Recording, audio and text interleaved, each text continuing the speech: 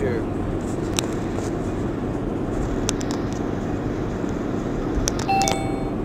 Good morning, it's 6:30 in the morning, day one. It's 1 degree and we have just got past Lithgow on the way to Bathurst. Let the Simpson Desert Bike Challenge begin. That's it, so you get a minute. Yeah. And if you need more, you just carry on talking, but it will, the memory rolls through every 3 hours, except if you've got an emergency recording, it will last a minute. Okay. And then, So you'll download that tonight? so then the emergency just gets pulled across into a separate folder. Oh, okay. Just build up the same with the photographs. So you're going to keep all these little voice ones? Yeah, so then just do little voice ones and then just... How we ran our family. Even when we got in trouble, especially when we got in trouble. If we faced up to the truth, my parents wouldn't be mad. That's one of the reasons why, for one special day every summer, our family had a tradition of hosting the Mountain Goat Invitational Crazy Croquet Tournament in our backyard. The Mountain Goat Invitational has only one rule. Cheating is strongly encouraged. In fact, you can do anything short of picking up your opponent's ball and chucking it into the Atlantic, which, come to think of it, might have been done a few times. It was big fun. The winner was always disqualified for cheating, and our friends got to enjoy the joke. The sight of those famously honest Hamiltons cheating their heads off. Yeah. As a kid, I was scrappy, always racing to keep up with the bigger guys. By the time I was 10, my list of injuries was pretty long. Stitches, broken bones, burst appendix, sprain. But as rider after rider crossed the line, my time stayed up. 3 seconds behind me. Hincapital, 3 seconds behind me. Lamont, 1 second ahead of me. Armstrong, 11 seconds behind me. When the final rider finished, I was in 6th place. The following day, as the peloton rolled out of Wilmington for stage 1, I wondered if some of the pros would talk to me. Perhaps they'd say hello, offer a friendly word. Not one of them did. Not Alcala, not Ekimov, not Lamont. I was disappointed, and also relieved. I didn't mind being anonymous. I reminded myself that I was just an amateur, a work pony, a nobody. Then about 10 miles into the race, I felt a friendly tap on my back. I turned, but who was perhaps more important in the long run? That's where Moto Man and Dr. Michele Ferrari come in. I met them around the same time, in the spring of 1999, That's free. during the run-up to the Tour. Yeah. I met Moto Man in Lance and Kristen's villa in Nice, France, on May 15th, just after I flew in from Boston. His first name was Philippe. I never learned his last name. He was trimming the rose bushes. I remember he wielded the garden shears carefully, as if he were performing some crucial task. Philippe was a slender, muscular guy with close-cropped brown hair, broad forehead, and a gold earring. He had that French coolness that said, "Whatever you might say or do, I won't be surprised in the least." Lance gave me a quick rundown on Philippe's resume. Former amateur rider for a French team. Buddy of one that was all about controlling the story, which meant controlling the journalists. In 1999, as in every other year, most Tour de France journalists wanted to focus on the drama and the romance of the race, and avoid the doping issue if possible. But not all of them. A small group was focused on asking tough questions. Armstrong called this second group the Trolls. The game was simple. The Trolls tried to drag Lance down, and he tried to fight them off. At first, Lance wasn't very good at this game. He was defensive, off balance, touchy.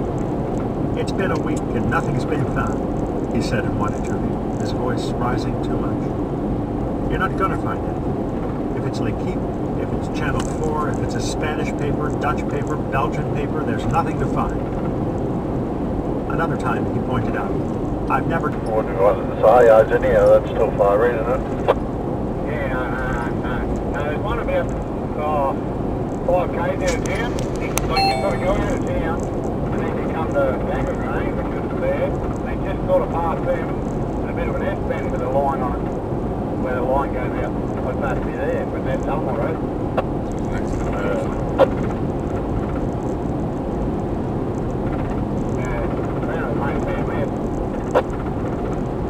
Caught on fire. Yeah, there's definitely these guys. Shores. Yeah. Yeah, caught on fire. Yeah. Yeah. Fire.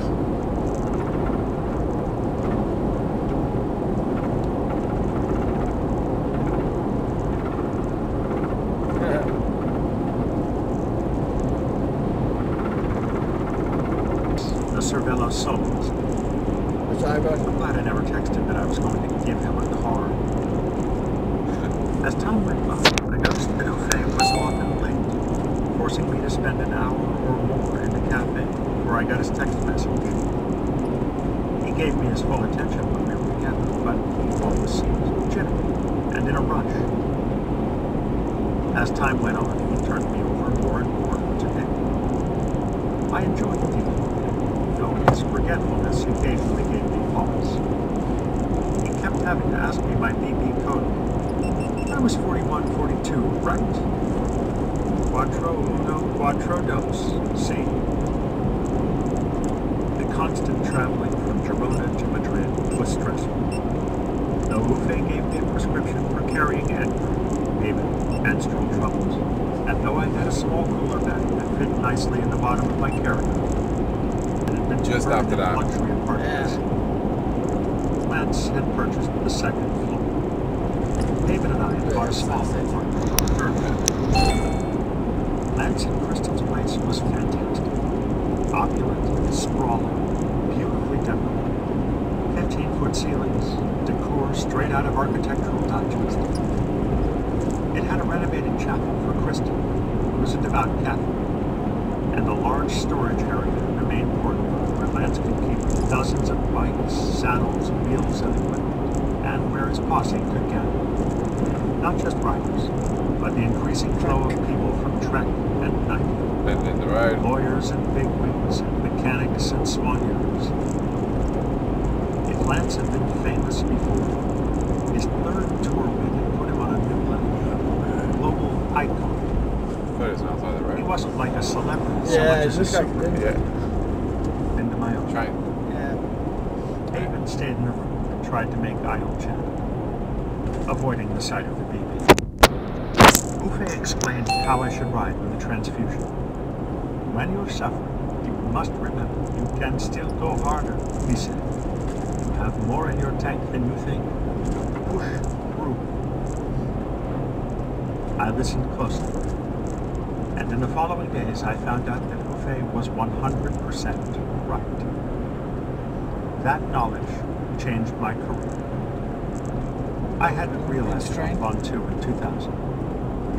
The key to riding with a BB is that you have to push past all the warning signs, past all the usual walls. You get to that place beyond your edge, the place where you've fallen 1,000 times, and all of a sudden you can hang there. You're not just surviving, you're competing. I used to go along to this place and learn when I could. I used to love the detail of it and the ritual. I'd go off and catch a butterfly. The next was dead and stiff. I would inject it with hot water to soften it again. Next, I would display it carefully on a board, knowing how to spread the wings properly and Yeah, it's got clear, securely. Yeah. I would spend a lot of my time chasing butterflies and trying to find different varieties from all over Kenya whenever we travelled anywhere. If Mum and I took a trip, I would take the net with me, down to the coast or to the Mara, wherever we were going. I really enjoyed collecting, and I got to know most of the different names, the Latin ones for the butterflies. The most rare and hardest to catch were the different types of Charaxinae, which I would lure into traps using rotting banana and mosquito netting. It was something I was passionate about. I found that every time I go through a phase with a hobby or something I enjoy doing, that's all I want to do for a while. By this time, Rocky was just over 2 meters long and as thick as an adult's arm. He ate chickens and fully grown rabbits. When I was at home, I sometimes accidentally left the cage open or left a bolt unlatched, and he would find a way out. Or I might fall asleep holding him. When I woke up, he would be nowhere to be seen, slithering off around the house somewhere. Rocky escaped a number of times, but if he was loose in the house, I could usually find him quite quickly, lurking somewhere that was dark and covered. Usually, Christopher! When she used my full name, I knew it was trouble. Rocky had actually slipped into bed with Mum. He was lying right in front of her face where you could get the warmth of her bosom. She woke up eyeball to eyeball with Rocky. Christopher! Get your bloody snake back in the bloody cage! It wasn't a good time to remind her of our deal about shouting. I couldn't help but laugh. They had anything to fear from me. They were too distant to remain as obsessions. I'd even been a devoted collector of scorpions for a while. In the road. The gentle audience of St. John's didn't seem compatible. The big news headline for me was that St. John's had a cycling club. My stunt bike and my wheelies suddenly seemed like childish things to be put away. St. John's viewed cycling as a cultural activity, and every Friday afternoon there was a team ride for a couple of hours. Matt Beckett was in charge. He had these huge chiseled legs that the rest of us would have killed for. Matt would become a lifetime friend. On Fridays, I rode along with the club on my old supermarket mountain bike. Most of the guys had proper road racing bikes, and I barely managed to keep up with the group, but I loved it. Madly. What year was this? Completely. Matt said that the Friday jaunts were in preparation for a race that we were all going to be in. A few pieces of bread with avocado, and some milky cinnamon tea before we were off to bed. I used to wonder how I would ever get the body I needed to get to.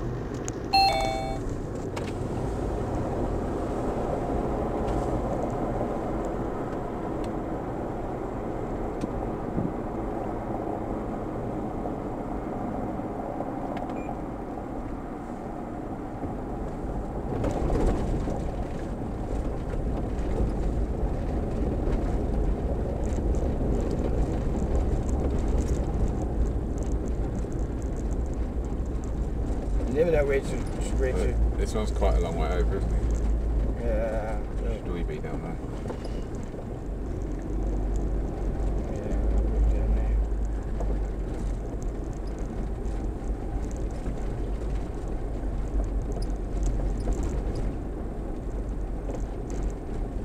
Going away.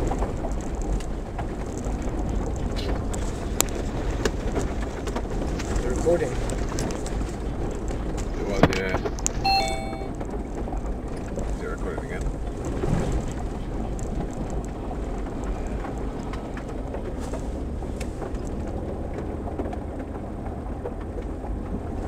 Coming up this side.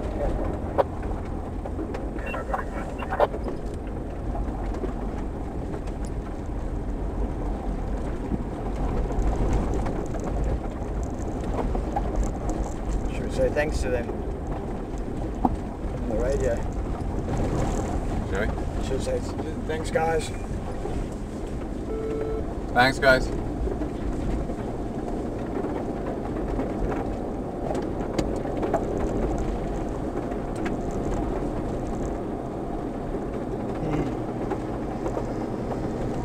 Forces for myself, because it was easier to keep the power sustained. On a very lumpy course, I would be pedaling like mad downhill, trying to keep the power up, and really relaxing in the uphill if the climb was not ready.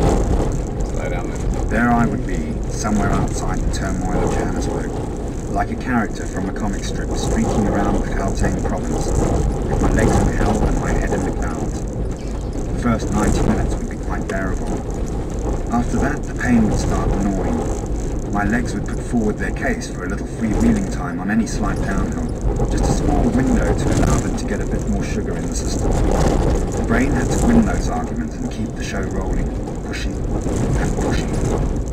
By the end of the 6 hours, the pain was a screaming presence. The last 30 minutes were the worst temptation, but the best triumph. I'd been doing this for 5.5 hours. Maybe I could cruise home, just take it down a notch. I'd done the worth of simple navigation. There were big loads at that age, but endurance is the winning hand. Robbie and I spoke about the science and how we could help the circulation, the removal of toxins from my legs. Our theory was that the body had to develop an oxygen delivery system which would be more dynamic and fluid. If we had only known it, this was precisely the work I would be doing at Team Sky years later. Tim Kerrison, the future Team Sky head of performance and resident science boffin, would give a name to these rides: SAP rides, SAP intervals, sustained aerobic power. They're basically low-carb rides where we hit the road without having eaten breakfast, and then start feeding within the first hour. We would be teaching the body to burn more fat as fuel, and we would email Tim with our power stats when we were done. I look back in wonder now. The rides I was doing with Robbie were exactly the same. We didn't have a name for them. We didn't even fully realise why we were doing it. And just there, it couldn't be. We pulled off the road and reversed. Opened shit. It was a flight west from the main wonderful road and desert. Maybe it had been left by one of the teams. Leave it. He stood there on the road, looking down at the bike. What should he do? If he took it and the team came back to retrieve it, they could be there half the night searching around. But it seemed too weird to leave it behind. Over there, what was that? He was sure he could see a helmet on the desert floor, lying on its own. He tried to figure it out in his mind. Rider abandons, then leaves bike and helmet there for collection when he steps into the broom wagon. That would make sense. He walked over and picked the helmet up. Sweet mother, there was a head underneath it. Michael had been lying in his little grave as darkness fell. The grim irony had... They were equipped with front suspension forks, and they were much lighter than we were used to. The rear stay was made from carbon, which was elaborate enough for us. We were ready to go, or as ready as we could have been. The mountain bike event that we had never planned to ride was coming 2 days after the time trial, and 3 days before the road race. The time trial. The next day, I had a warm-up ride on the time trial course along the beautiful beach route situated on the St Kilda foreshore. Skirting the long sandy beach, I spotted some riders in their pristine English gear. Wow, they looked so professional, all wearing the same gear, skin suits and aero helmets, and they were only warming up. I made a mental note: borrow an aero helmet and pin the Kenyan gear on tight to make it look like a skin suit. When the morning of the time trial arrived, they sent the African nations out first. In order of I stood outside the Barlow World bus for a long time before the penny dropped. Eventually, I was fetched inside. The contract was signed. It was minimum fare. I don't think it even met the UCI standards. The money was in the region of 22,500 euros a year. As a Neo-Pro, the UCI rules state that the minimum duration should be 2 years. Inside, I was offered a 1-year deal. They ignored the 2-year rule. So did I. I told myself that I could be up there with these guys. I took my 1 year at minimum and prepared to grab the big brass ring. Secretly, it was my intention to make Prado to a advanced TIE, my friend. TIE. This is Europe. Mid-April 2008. I rode this. This morning I am in France. Yesterday I was in I raced more than 200 miles. An event I've already for Tour de France was there. Enrico Gasparotto was the Italian national champion at the time. Paolo Longo Borghini, Giampaolo Ciola and Francesco Bellotti were the main Italians. Corti had his son Marco starting off in the team as well. Geraint Thomas and Steve Cummings spent most of their time down in Tuscany, so we seldom saw them. Corti wanted the rest of us living close to the service course for training, but seeing as the two Brits lived in Tuscany, I took it that this wasn't an ironclad rule. I shared an apartment for 3 weeks with John Lee Augustine, and then struck out on my own. I didn't want to live in Adro with everybody, including the team boss, right on top of me. My girlfriend Andrea was coming over from South Africa later in the year to follow her career in modelling. We had met while I was at university in Johannesburg, and living together was going to be a serious step. I found us a place in Chiari, 15 kilometers south of Birdsville, but on the main rail line to demand raising respect. Try to move me off that wheel if you want. I'll be asking you, what's your fucking problem? I'll be taking elbows, giving elbows, come what may. It's not me, but it has to be me. I'll be there. You'll be testing me, I'll be testing you. Learning the rules of Fight Club. Chapter 12. Nobody was happier than I was to see the back end of April. My secret plan to winch myself into the Tour de France field had taken a few serious knocks as we chased around Northern Europe. That was okay.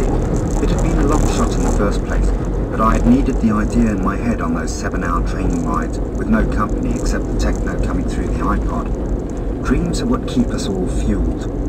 I'd always dreamed of a blinding sunburst of breakthrough, but instead I was looking at a watery dawn.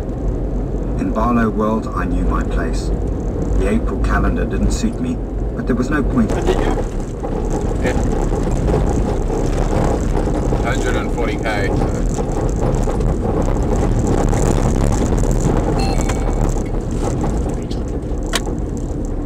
Maybe it's 4.5 hours. Wow. So I did 140k, but I wouldn't have done that in 4 hours. That's 35k now. I did 29 average. But it felt pretty solid, and then you go on Strava, you can organise your rides and runs by, you can arrange it by date. So I'll put it by suffer score. It's my 12th hardest ride ever. All right. It's just a really good workout. Yeah, very good. And I like that, just sitting on one. Just get my heart rate at 140, which will be my race heart rate for this. Very difficult, but it doesn't feel like it because you're chugging along at the same speed. So interesting that he's done the same. Yeah. Kenyan Olympic Committee had dragged their feet on releasing me to get my British cycling license until it was too late to go to the Beijing Games. I was asked if I was sad, and I said I was.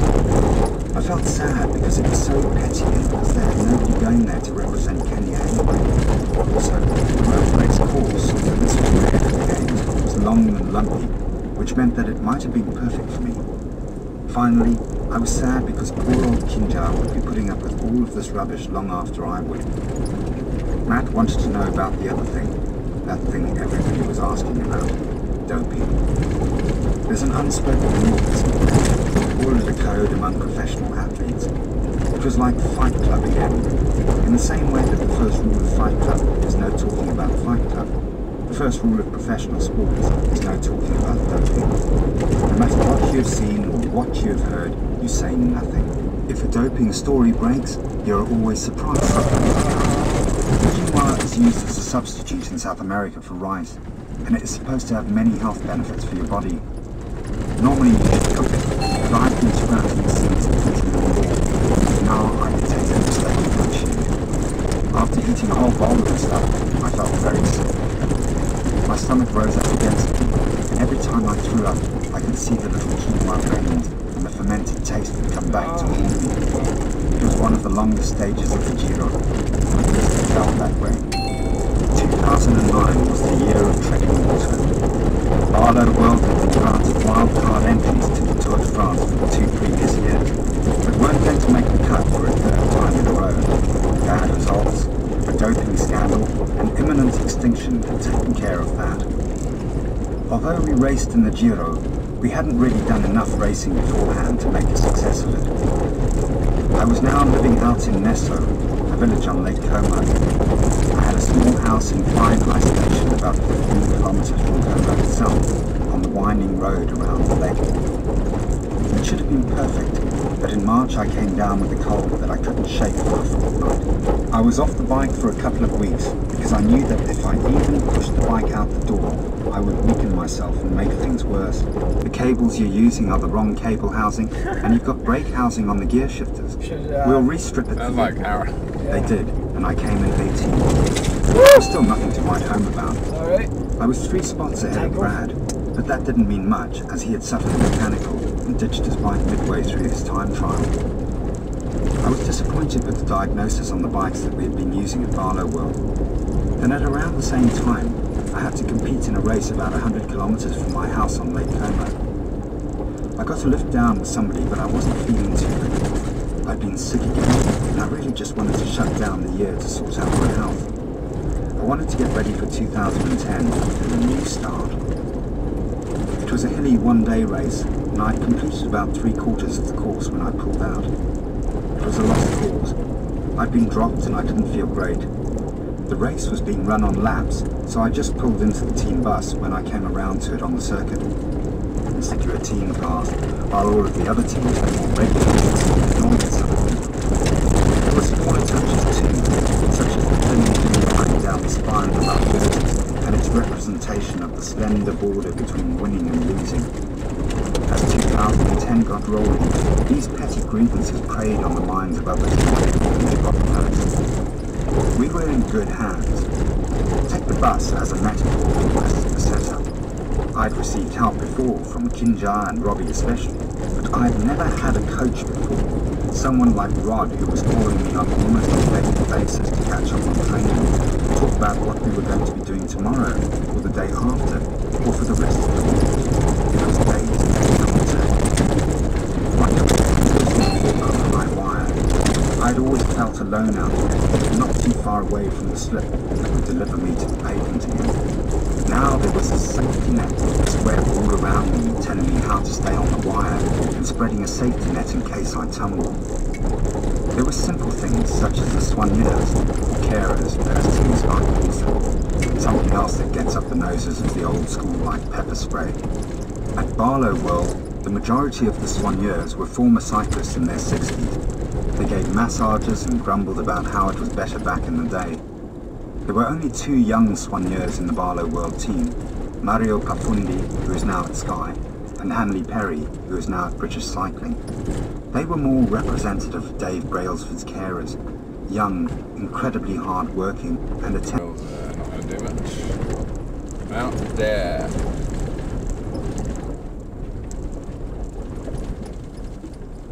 Isolated pub.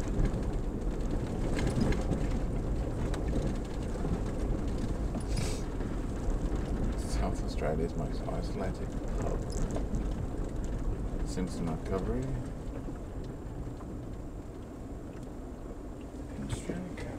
I think Alice Springs 250k. Is that it? We're right out there.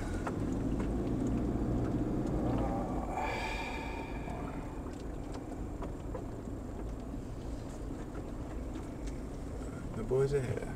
Yep. Right in front of them.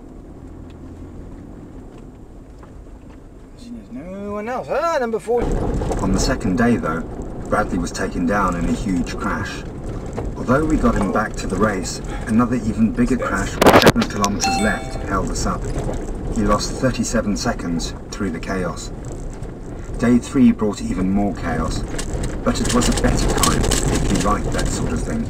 Evil crosswinds, a long haul stage and a scattered field. My job was to lead out for Greg Henderson, the Kiwi sprinter, so that he could have a crack at winning the stage, and so that Brad could get some GC time back. With 10 kilometers to go, riders from other teams were surprised to swing round a tight corner and find most of Team Sky lying on the ground. We had crashed. Most of our bikes suffered damage and Brad lost 4 minutes. Greg didn't get to the ball. He had the strutting confidence common to most sprinters and was seldom happy, especially not now. The mountains were days away, but already I felt hollowed out, up into our feet, and then on up to our bodies. In racing, there is only one thing I hate worse than the cold, and that is the cold that's sticking to me. On stage 7, I was 7 minutes behind Cadell Evans. The mountains were waiting for us the next day. Maybe I would feel happier in their arms. Steve Cummings and I had to chase down a breakaway group the next day, and hang back and pull Brad into contention. The last climb was up a mountain hidden in a super fog. We got Brad into a good position, and although he lost a little time, he moved up from 26th to 23rd in the GC. Steve and I collapsed with the effort. Steve lost 5 minutes and I lost 12 in the closing kilometres. It was a decent day at work, but my right knee was causing me pain. There was a sharp stabbing sensation just above my knee, with a bruise forming in that area. In the mountains, it was especially bad, and I knew there was something seriously wrong. The team car was up with the gruppetto, making sure that everybody had their rain jackets, and the commissaire vehicle drove on up ahead too, but kept coming back down to check on me. I remember fans on the side of the road really trying to push me on. They were shouting, "Grinta, grinta!" which means gumption or dig in. But sadly, all I was thinking was, if only they knew that I'm just heading for my lift at the top. There was no point in encouraging me. The policeman kept looking across. The team car was up with the gruppetto, making sure that everybody had their rain jackets, and the commissaire vehicle drove on up ahead too. Other side of the road, coming back down to check on me. I remember fans on the side of the road really trying to push me on. They were shouting, "Grinta, grinta!" which means gumption or dig in. But sadly, all I was thinking was, if only they knew that I'm just heading for my lift at the top. There was no point in encouraging me. The policeman kept looking. However, when I arrived back, it wasn't over. I was inundated with press inquiries about being disqualified for holding onto the motorbike. It was typical of my luck that season, but I was beyond caring really. What nags long term is the show trial element. I was demobbed on the mountain with the cameras rolling. That and years of people who haven't got the faintest idea of what actually happened, deciding that somebody who would take a pull up a mountain would definitely dope and betray his sport. I knew the truth, and I knew that I didn't have to get on the bike anymore that week. I was going to put my knee up and rest for a while. It was time to regroup. Back in the peloton, Brad's Giro d'Italia was part that day as well. He'd lost 37 minutes. Okay. Meanwhile, our teammate Greg still hadn't won any sprints during the race, National Park sign. unless we counted his breakaway to me when he found his strength on the descent. There was a back to the drawing board movie about the entire team let off the bike. However, on this night in Krakow, my friend Adam Blythe, the British rider, was hitting the town. Once I got on his wheel and went with him. We met up with a few other riders, including Tom Boonen, the king of the cobbles, as well as a couple more Belgian guys. This is a You've terrain. been a good guy to work with. You'll be missed here. I think you've made friends. Unfortunately, you've had some bad luck, some illness. George's bike would be great on this. We had a fine dinner and went on to a club afterwards. This was new territory for me, but all I remember is a lot of fun. We were dancing like fools, drinking like fish. Well, not like fish, but like cyclists on a night out, telling jokes, trading stories, and laughing a lot. We were blowing off half a season's worth of worry and stress. We are all under pressure. Let me just say this was the hardest decision. The best of luck in whatever you choose to do. You gave it a shot, Chris. You really did. It was definitely him. Ulick. He was interesting to me for a number of reasons. Firstly, he was a late starter like me, and in the early 90s he had trained alone, hoping for a pro career to come along. When he finally did get picked up by a team, again like me, he had shown that he was not just a good time trialist, but as a rider had more than one string to his bow. He had later finished third in the infamous 1998 Tour that was marred by doping, crashed in the individual time trial the next year, but then never seemed to take it onto the level that people had expected of him, even though they talked him up as the new Greg LeMond. He had started in the Motorola team, joining a group that already had Lance Armstrong in its ranks. When Bobby Ulick crashed out of the 1999 Tour, Armstrong was on the cusp of his long, dark domination of the Tour, and became the only American rider that mattered. There wasn't any love lost between Bobby and Armstrong. I knew Bobby Ulick's story, so I said hi. Yeah, winding map.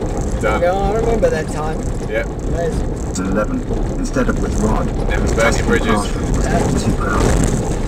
I was fascinated by the karma. Our paths had crossed by chance the day after Bobby had ended his long pro career, and I had signed up for what I'd hoped would be my long career. Now Bobby would take up the job of putting the paddles to my chest and shocking me back to professional life. I wonder if he'd been quietly looking out for my results in the years since we had met. No, actually, he hadn't. Bobby cheerfully told me later that he even had to Google my name when he was told by Sky that he would be coaching me. I clearly didn't make big first impressions. When I reminded him of the brief encounter at the airport, he recovered well though. He said that he remembered me as being very keen and enthusiastic, and that I had really been picking his brain. He told me he reckoned it was going to be fun to work together. I felt like a Labrador. I told Bob and fine if I was producing, but I couldn't afford to be the domestique who also complained constantly of not feeling too good. Or maybe I should have complained more. At least I might have discovered the cause more quickly. Before and after the Commonwealth Games in Delhi in October 2010, I found my way back to Africa. The season had fizzled out, and I was drawn home. I spent a couple of weeks in South Africa before going to Delhi. Afterwards, I made my way to Kenya to spend some time with Jeremy, who had relocated home and was by then working in a gold mine. As an accountant, that is. His life had progressed, but personally I felt as if I were working in a coal mine with a knife and fork. In Kenya, I was called on for the usual UCI biological passport tests. I never mind those tests. They are no intrusion at all compared to the benefits of the sport, and I had good reason to be grateful for them. I was sick of being sick, tired of that had pierced my skin, got into the system, transformed themselves into tiny flatworms, and had set up a community inside me, my body. They were literally dining on my blood. In Europe, bilharzia is virtually unheard of, so every time I'd complained of illness or abnormal fatigue, doctors assumed from the symptoms that I had glandular fever, or mononucleosis, as Americans call it. Not knowing to look for bilharzia, they hadn't found bilharzia. Bilharzia had found me, though. The definition of the parasite, like many medical definitions, sounds scarier than the reality. If you subtract the uncomfortable knowledge of having a parasite living inside you, what remains is a reality that many people live with from day to day in rural Africa. Sometimes it is detected, often it isn't. Unfortunately, for an endurance athlete, life is spent running the system down and then recovering. Bilharzia caused me to feel extraordinary. Stay in the peloton. I tried really hard to hang in there and to save some face, but I couldn't. I ended up in the gruppetto, and soon I was barely hanging on to their tails. Over the top of a climb, I was just managing to stay with them, and I knew that if I dropped off them, I would be out of the race when entirely. he fails badly. I think that day was one of the hardest days I've ever had on a bike. I remember fighting to be with the gruppetto, hanging on with my fingernails. Mentally, it was such a knock for me. I came in 118th of 126 finishes and lost 32 minutes. I wrote in my race diary that night, felt okay before the race and went in the break up the first climb, blew my tits off. Yeah. Couldn't even get into the peloton and ended up in the gruppetto 30 minutes down. There was nothing else to be said. A year previously, Team Sky had chosen me for the Giro. This year, I hadn't made that cut, but I'd been given this chance. It goes on, I thought to myself again. And there was still one last shot at redemption. Bobby and I regrouped, and he pointed me towards the Vuelta a España. I kept my head down, focused on my training, and watched everything that I ate. I rode up into the mountains every day, occasionally with Bobby in tow on a scooter, overseeing some of the more specific intervals he had set for me. I rolled straight onto the Tour of Poland. I was feeling good physically now, and had lost some weight. I was down 5 kilos for the summer. And I felt strong. I couldn't help noticing that there weren't any Polish Alps. The team didn't seem to be using me right here. But I had no choices. I hadn't earned choices. The team wanted me to go in all the early breakaways and be the go-to guy on flat stages. I would end up sitting on the front for long pulls doing hard labour. Later, I would miss out on the key breakaways. I kept quiet and did my job, but I couldn't help feeling that the finish our pace line was breaking up all over the place. We finished 20th of 22 teams, 42 seconds off any time. Simpson were a second behind us, and Andalusia, who were a little further back, were the only teams with worse times. It was just one bad day. Nobody said much afterwards, and we put on brave faces. We'd lost 42 seconds, but over 3 weeks, that shouldn't matter too much on the GC. We hurt, though, for Bobby, who'd put a lot into this, and for Brad, who'd come back from his broken collarbone to try to salvage something from the season. One other thing that I recall from around this period was that I'd been looking at videos of time trials. I'd said to Bobby that I didn't feel my racing position was aggressive enough. I felt comfortable, but too high up on the front and was taking too much wind. Bobby said, "Okay, let's give it a go." And we literally took 2 whole spaces out of the handlebar, dropping it by about 1.5 centimeters. This raking his collarbone, this was Brad's first day of real racing. He would be riding gingerly, so I needed to mind him. There would be a sprint at the end, so I also needed to see if I could get CJ into position. Once we started, the racing was on the flat, and there were crosswinds, so the job was just to protect Brad. Kurt was captain on the road, and he called the pulls according to the tactics we had laid out that morning on the bus. I could do a long pull if needed. They certainly weren't saving me for later. They weren't sure where I would be later. The plan was simple, and it worked. We had a good day and kept Brad buoyant in the GC. CJ timed his sprint perfectly and won the stage. Yesterday? Hey, forget about it. It's a bike race. It goes on. Stage 3. Hurt blocker. Tougher than we thought. Days with lesser category mountains sometimes turn out that way. Some people hung back waiting for the big climbs, while others wanted to make a point. The heat also hurt us, although we were not alone. The sun seemed to mess with my SRM power meter, which meant that mine read 4 degrees at one point. We'd lined up proceedings for Brad going up the final Category 3 climb. Thomas Lokvist had done a long pull on the earlier slopes, then pulled off. I felt like I might blow a kilometre from the top, but I looked around and everybody else also seemed to be struggling. Good. I endure pain better if everybody is suffering. You draw morale from wherever you find it. I led Brad over the line in the lead group. I was with 23 kilometres of ascending, one long haul. We followed the wheels, and a group of 40 broke off as we approached the mountain. With 7 kilometres to go, there was a minor breakaway, but I stayed close to Brad. We were becoming a duo. Daniel Moreno and Chris Anker Sorensen had gone away in the break a little bit earlier, and they stayed away. For me, it was the first mountaintop finish where I alone had been with Brad. I had stayed with him and been on the front at times to keep things under control, but most significantly, I was now the only guy left with him.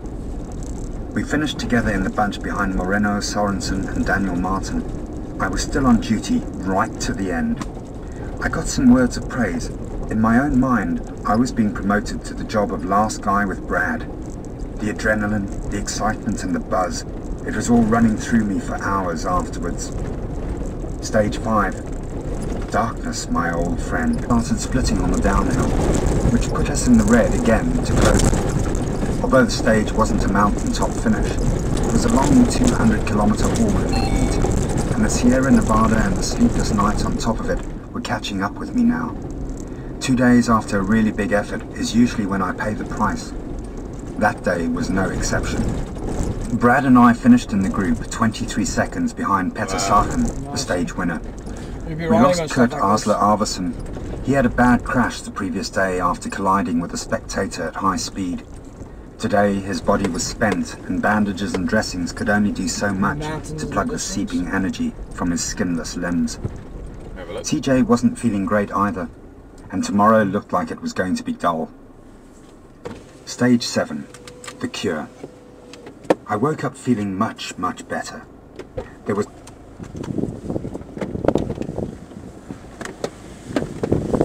Depending on what I have written beforehand, I know I can push for half an hour on a mountain at, or at least close to, my threshold.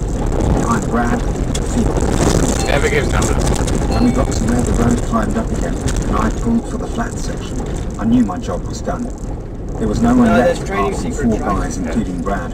I pulled off, expecting the 4 to rush past me, continuing their battle for the summit. But no, they seemed to slow down, showing no sign of wanting to maintain the tempo. They almost seemed to have stopped, and were just looking at each other. I realized they must all be pretty tired, because no one was taking it up. So I pushed on again, back to those 4 guys. As I got to the rear wheel of the 4th rider, Brad took it up and got on the front. The wind was still coming from the right, but now we were going uphill again. Brad put it right in the gutter. I don't think he knew that I was back on. He'd seen me pull off, and I'd done my turn. Now I was clinging onto fifth. The rest of us would fight for scraps, but I would. In a nod to my new status within the team, I was allowed to go flat out too, whereas everybody else would be riding within themselves. It was time trial today, and a rest day tomorrow. The team could recharge the batteries. When we went out to look at the time trial course, I took headphones and music along with me. I listened to the beats and focused on the rig, concluding that I really liked the look of it. It wasn't pan flat, but rolling, which was perfect for me. Brad and I were using asymmetric chain rings. When you start off with them, it feels a bit odd. It isn't a circle that your pedal strokes are forming anymore, but more oval-shaped. However, after one long ride, the new movement seems very natural. I enjoy the feeling when I stand up on the pedals. It feels like I can really push, and that the power coming up will get me up any mountain. For me, it feels right, more natural than pedaling in perfect circles with every revolution of the pedal. Other people say this. Time trials, if you start off too slow, It's gone. if you start off too fast, it's gone, right? Yeah. In my PB was very much next to the beginning. So I can do those in the race.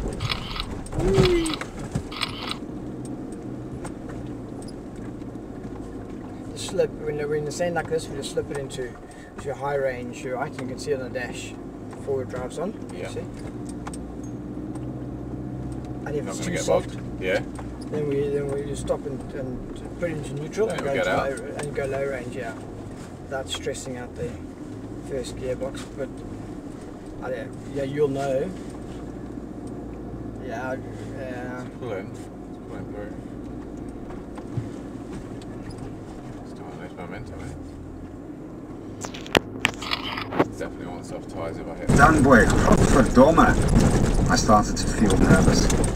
Around me, people were talking about Brad's time, and there were flashes of his progress after the second check. I heard the figures. Hold on. That time was down on mine. Okay. I struggled to get to the end. Maybe Brad would make the time up there. As he was coming closer, I was making the calculations in my head. I saw it suddenly. Brad wasn't going to do a better time than me. I almost felt scared. This was going to upset people. This wasn't the plan. And as I knew all too well, in this team we lived and died by the plan. Now I had got to meet Brad. It was as if I had coldly dropped him on a mountain pass, and this could be seen as a sin instead of a good thing. I was quite worried and turned to Shrekky. The look on his face said it all. Ooh, you're in trouble now. He gave a half sheepish sort of laugh, which was not reassuring, as I could make sure they gave me a contract. I was not slowing down. I wanted an answer. I wanted to make up their minds for them with the time trial. That really drove me over the last few kilometers. I had to stay around afterwards for the podium stuff and try to remind myself that this might never happen again. I should just be happy and enjoy it. For some reason, they pulled Bradley into the changing room van too, where the podium riders get dressed into a set of clean kit. Why am I here? He asked. He was getting quite grumpy about it, and I didn't blame him. Why had he been pulled in here? He continued to ask, but no answers came, and the chaperone looked confused as I gazed across from where I was sitting in the van. I was embarrassed, really. What could I say? If truth be told, I was still a bit scared. I just wanted a contract. They eventually said to Brad, "Okay, you don't need to be here. Just Chris." Sensitive. Thanks. I held my breath, wondering what would happen now. Brad turned to me and said something friendly and approving. "Good ride. Well done." And he walked out. I breathed a sigh of relief. Next in my mind was what the bosses would say. Brad had given me a couple of nice words, but what would Dave make of it? What would Shane Sutton, Brad's coach, have to add? This was a migraine for them. I did the podium ceremony, feeling that I just had to smile and make the most of it. I was in the leader's jersey after all. But at the same time, I felt very awkward and out of place. I was apprehensive about what was to come. When I talked to Alex later, I wouldn't be Cuba Gooding Jr. and he wouldn't be Tom Cruise. Show me the money. No. I wasn't that sure of myself. More like, this should get me a contract. Shouldn't it? Low range, you have to stop and put in neutral. Chapter 18. 2011. Well Yes, taken. weren't they? If I scratched it, then it would get worse and spread. They're up now. If I didn't scratch it, I would lose my mind. I'd been wearing physiotape during the time trial to support my back. Now there was a rash anywhere the tape had been. I'd worn bandages on my knees, and there was a rash there too. It must have been the mixture of heat and moisture, I reckon, as I recall that for the last 10 days, we'd been pouring water over ourselves as much as possible. I finally dozed off, but at about 3 a.m. I woke up scratching myself on my legs, my torso, my back and my waist, basically anywhere that had experienced continuous friction. It was crazy, and I was bleeding from the demented scratching. Creeping out of bed, I found my phone and looked up the doctor's room. The doctor was Gert Leanders. I knocked on his door and woke him up. Look at this. Ooh, his eyes opened very wide. He was very sympathetic for a man woken at 3 a.m. The one there with the brackets loose.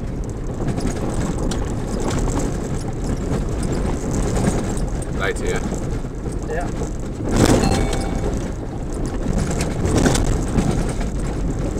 This was Team Sky. This was how things were done, and this was the deal. Although I was in the leader's jersey, nothing had changed. We had the plan. Sancho Panza should have been careful about what he wished for. I was a bit disappointed though. Somebody could have come up to me before the meeting and said that this was their position. They were thrilled with my performance, they would be putting this much on the table to keep on the me road? as they saw my future going in this way. But for now, they had more faith and more of an investment in Prado. I wouldn't have minded it if they'd asked me to continue doing the same job as I had been doing. But if there was a chance I might win the race, I wanted them to be happy about that. If anything happened to Brad, this was surely where the team wanted to be. What happened to the team tactics? I was in the leader's jersey, but as I was riding for Brad, it was still my responsibility to control the front and ride on the front. I was looking about me. Shit. What now? Other riders were starting to jump around, making attacks. Something needed to happen. Somebody needed to get to the front in order to start controlling this.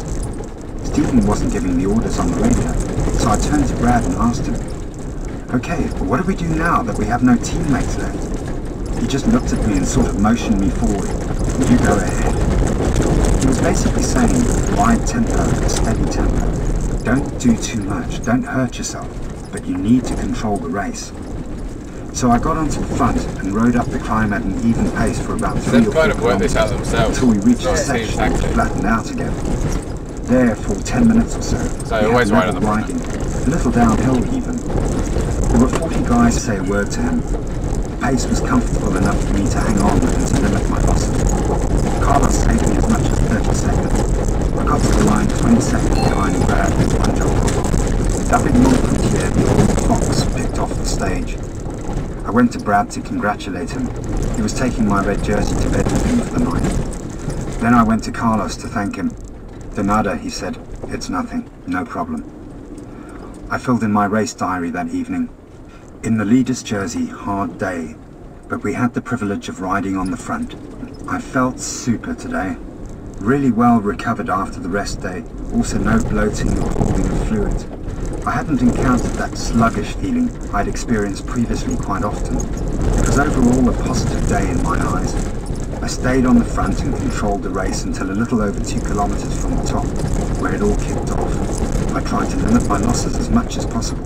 Brad, the new racing leader, no. We lost Nibali and Friedrich Kasiakov, and then got down to just a few dying. Brad, myself, Oliver, Menchov and Kopov. There'd been a break up the road all day, but there were no key players in it.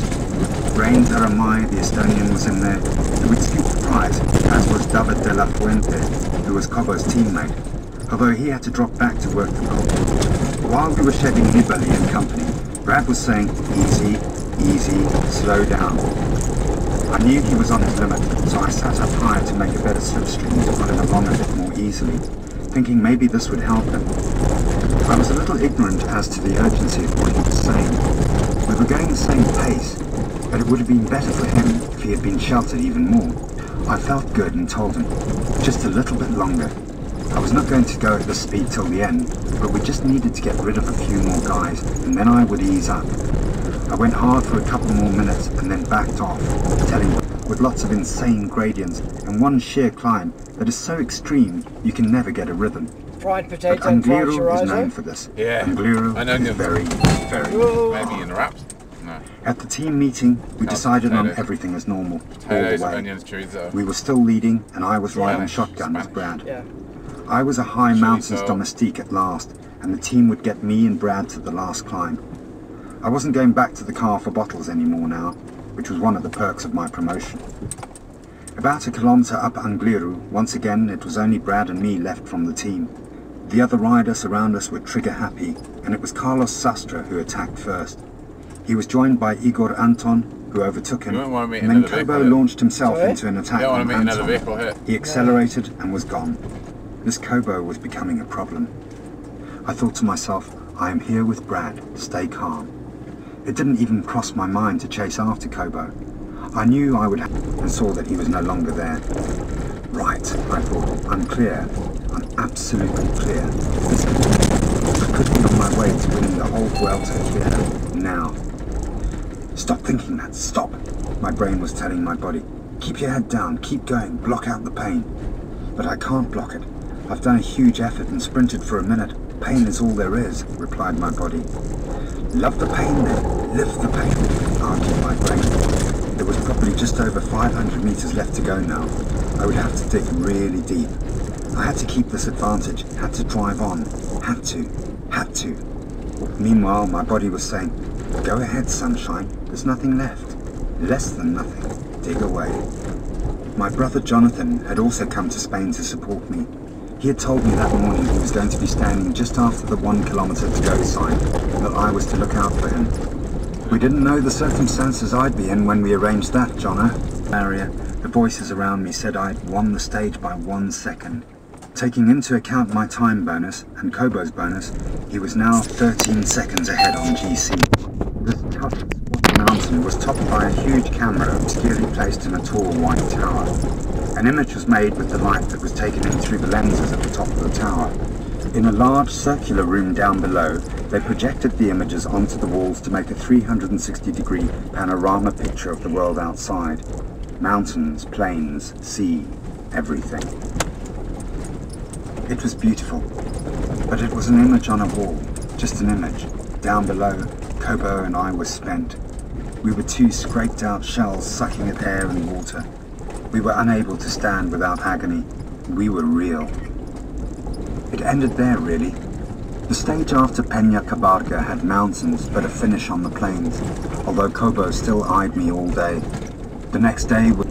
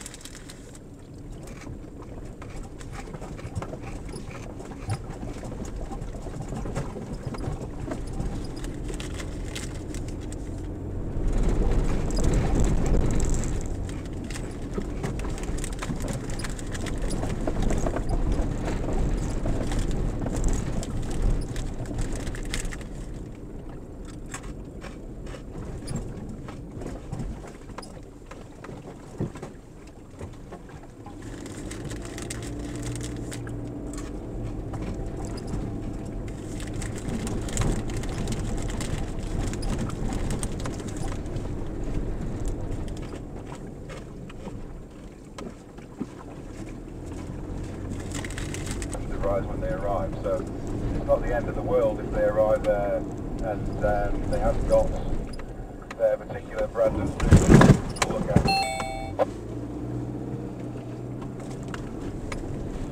But yeah, you can send that basket of food forward while the water stops.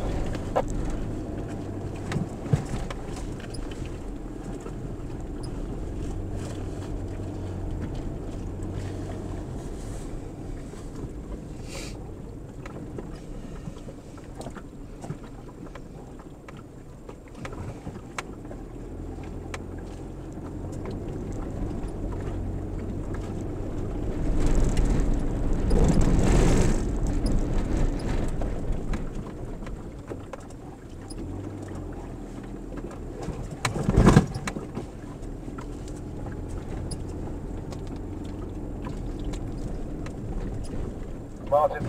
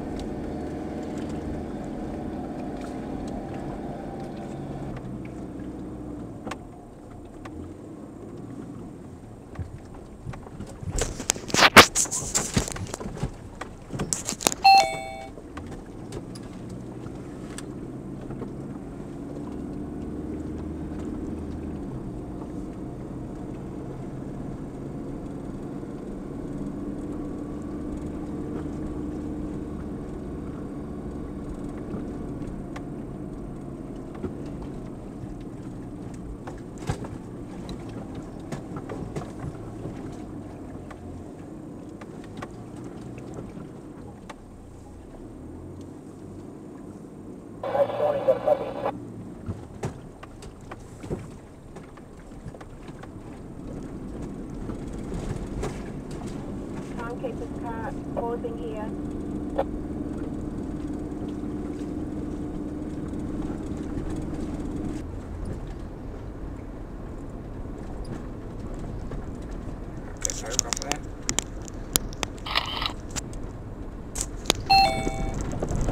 That's the dash cam. If we hit a bump, it goes off the sensitivity. So just on a bump or something, or? No, on a big bump it goes off.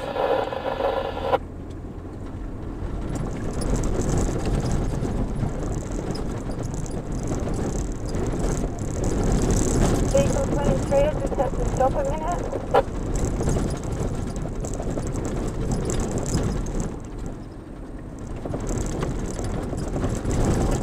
Say it again, Trisha. Just have to stop a minute. No problem, give us a shout when you're rolling.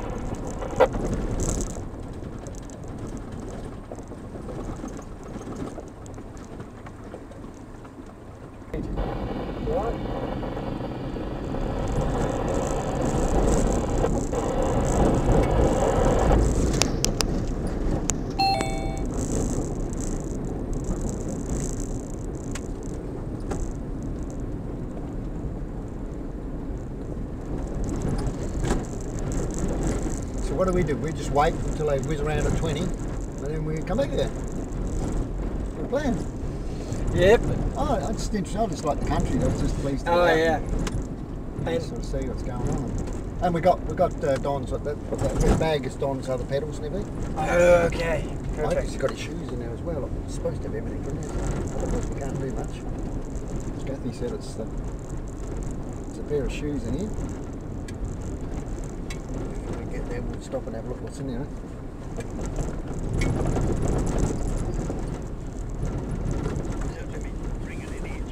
No, that's a shirt. We've got I borrowed a footwell water tank. Okay, yeah.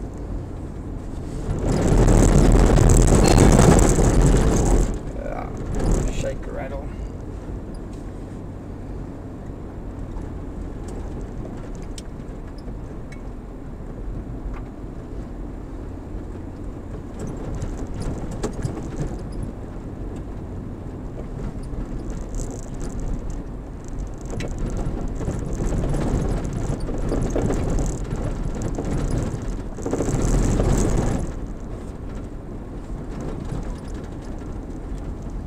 O'clock, so they started. Yeah. They're going to have difficulty catching us. They won't catch us today.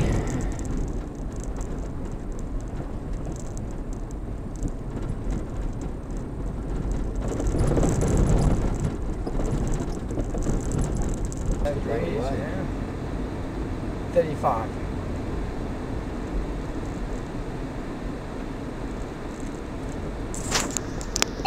So in rough figures, Don's about half an hour ahead of the speed from early, so he's got plenty of time. But it can't be, that makes sense. So what time do they leave? 2 o'clock? Yeah. So they've got 12 kilometres an hour. Coming up to, So say it takes 2 hours, right? Let Don get ahead and that's what's sitting on his tail. Want to take a picture or a beat, or anything else in a beat, and let me know. But if it's 40 kilometres and the sweep is 10, 12 kilometres an hour. no, it's 10 on here, 10. Oh, sorry, he's travelling 12, that's right. 12. So he's doing 12 kilometres an hour. So what's that? He's been riding. There will be some Something cars to go with it. needed to go out there.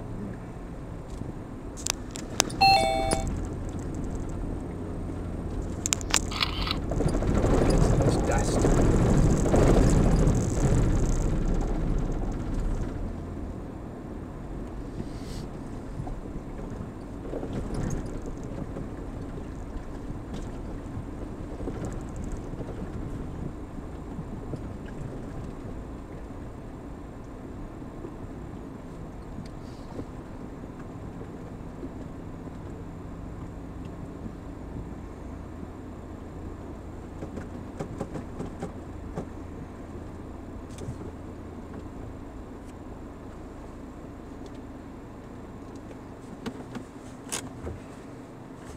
Ah, so we have the water stop there. It should be there.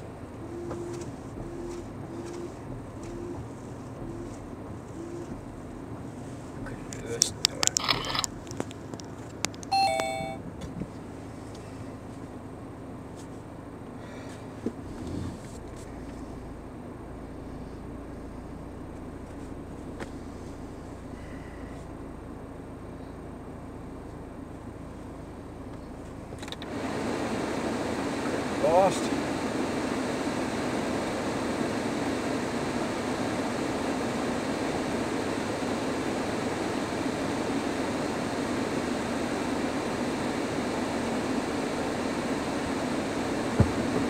What were the races that Ollie's wife was talking about that he did in South Africa? What were they? Yeah, they called the Cape Epic, and it's an 8-day stage race. Bike race. Bike race, Yeah. about 100 k's a day, but in one stage. Yeah. All the other vehicles behind us now, so the convoy gets in all as well. There's the flag. Yep. Johnny's past the flag. Yep. Here's past the flag. Put your foot down.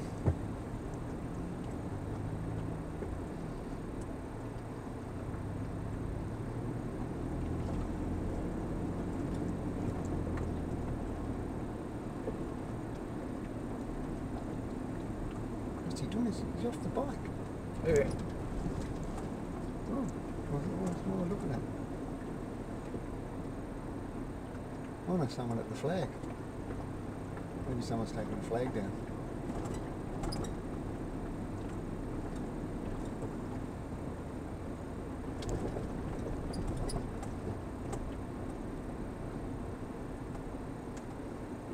They must have ride in with the... Roger that, thanks 13. I'm starting to think that Jen's actually a bit of a master driver and she's just fooling us because I haven't seen her have to go back down or repeat anything yet. Don't you speak too soon, Ronnie.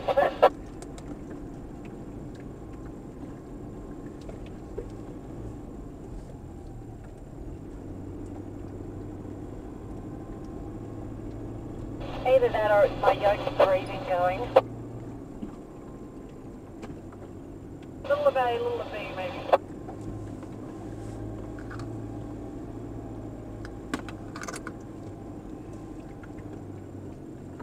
We'll call that yoga trip at the next water stop.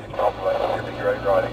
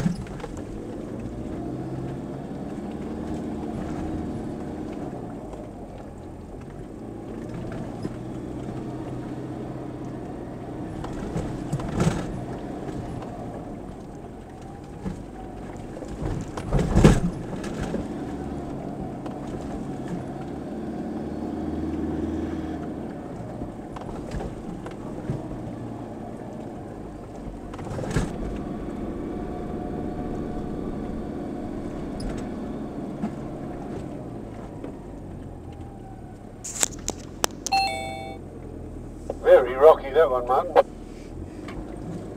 Yeah, I noticed there was a bit of a bounce.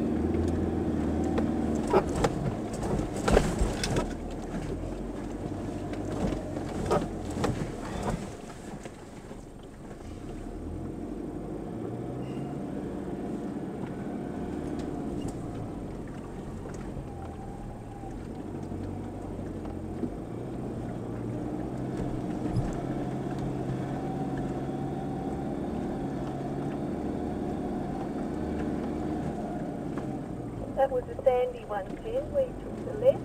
It was a power walk to get over. Raised it to the right. Oh, sorry, it was right at the top. I don't think they're getting any easier.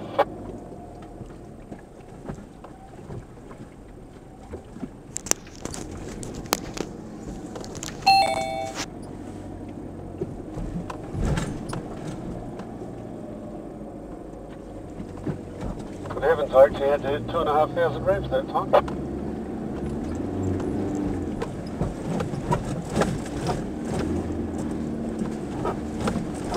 Take a space out left, Pirate.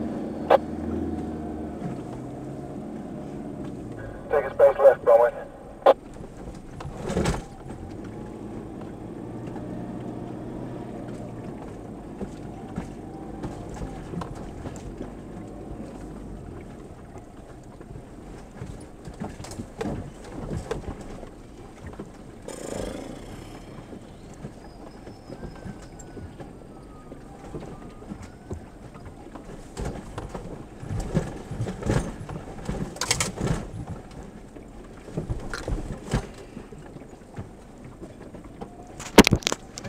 And of course we're selling meal tickets and merchandise here during the lunch break.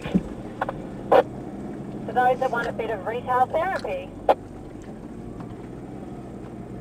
Get both roads ready for me, Alan.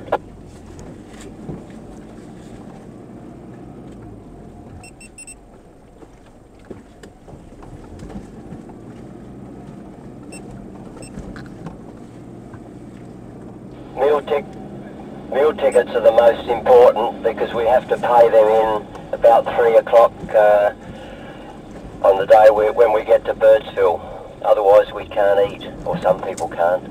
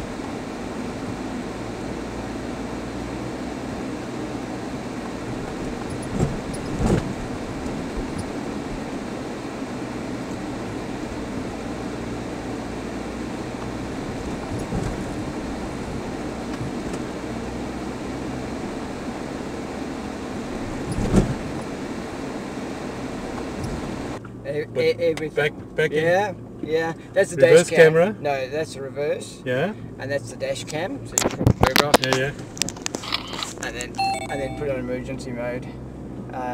But I put that in, but he had already wired all the power in, including the tire dog. You put in. Yes. Pretty much everything that you see. This is mine, of course. Yeah. And this is Pete, my riders for his mobile phone or a mobile phone.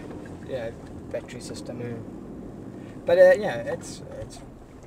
does the job. Yeah, and it's my only vehicle I have.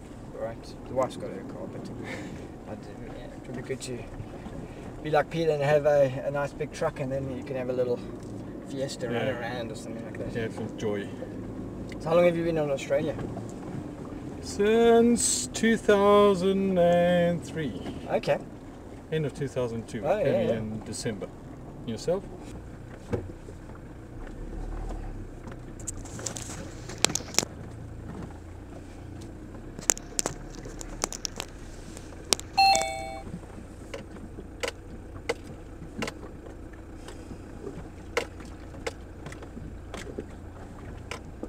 Getting close to the finish.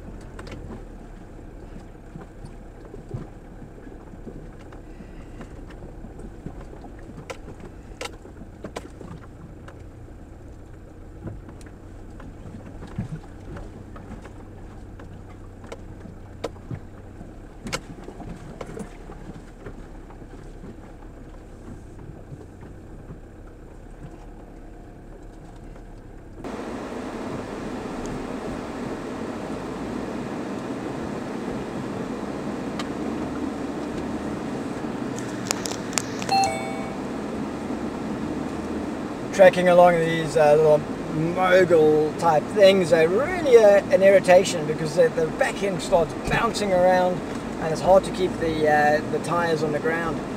And to cap it off, once you start bouncing, you just carry on bouncing for quite a while.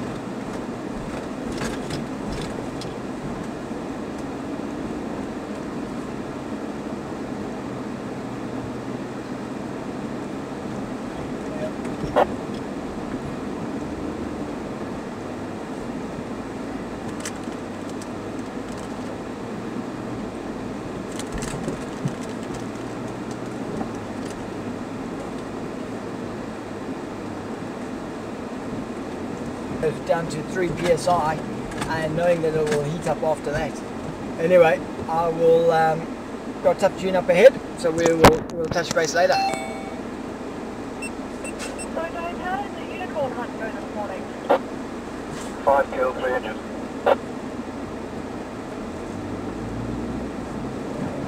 23 over, Charlie, you're yours.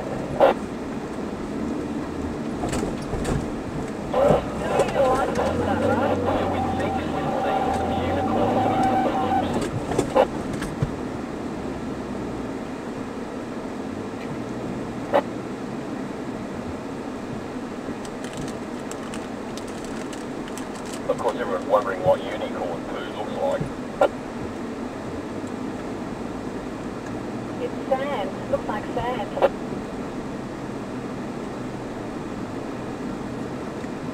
I heard it was mum.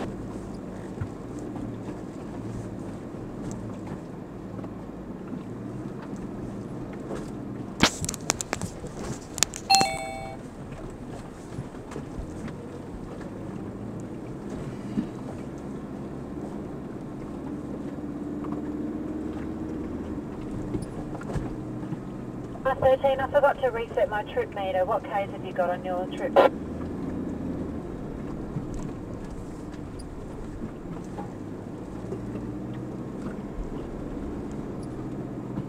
Car 13, you're about to lose your bike off the roof. Car 13, you're about to lose the bike.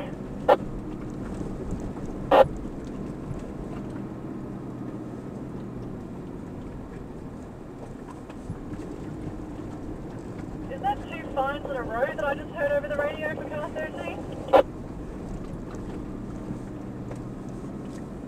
We got the wobble. Race director at 20. Copy that. Background WA. I did figure that when it's flat, but I saw the spot. I must admit it took me a minute.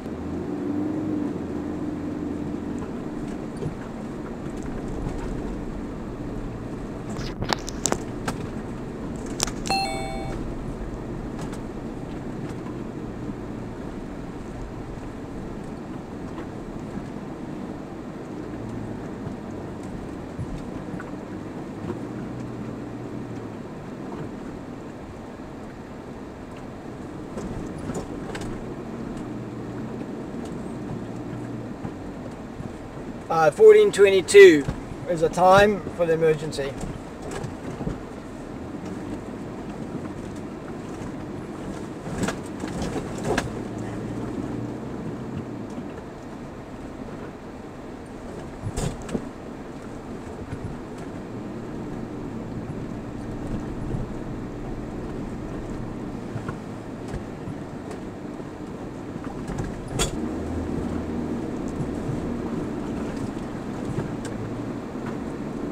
Go left, Jenny.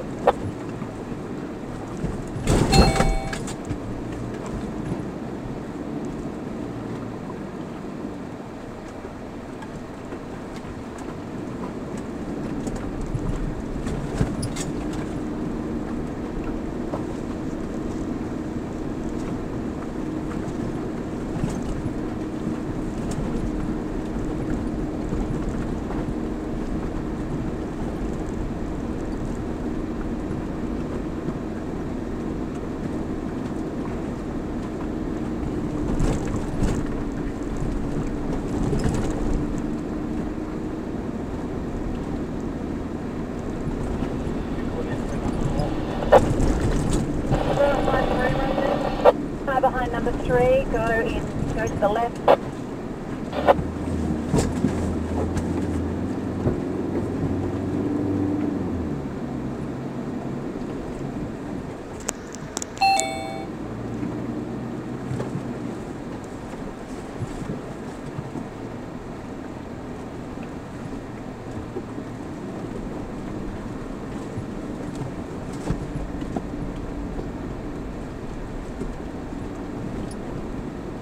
Jenny, car 3, when you come off the salt pan, there's a little detour to the left. Just take that one before a big up and down. I'm just watching for you. Thank you. Just pulling up here, Trish. No worries.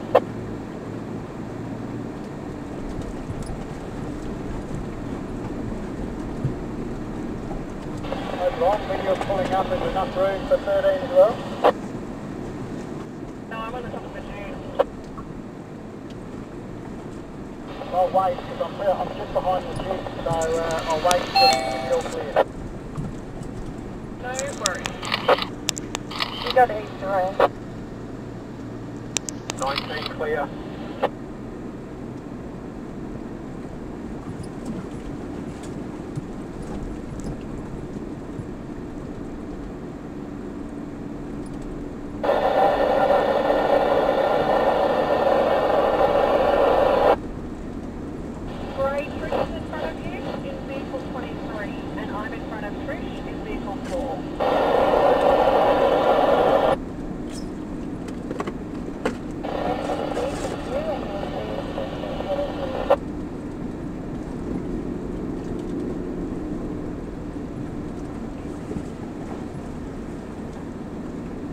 Keep coming, Jenny.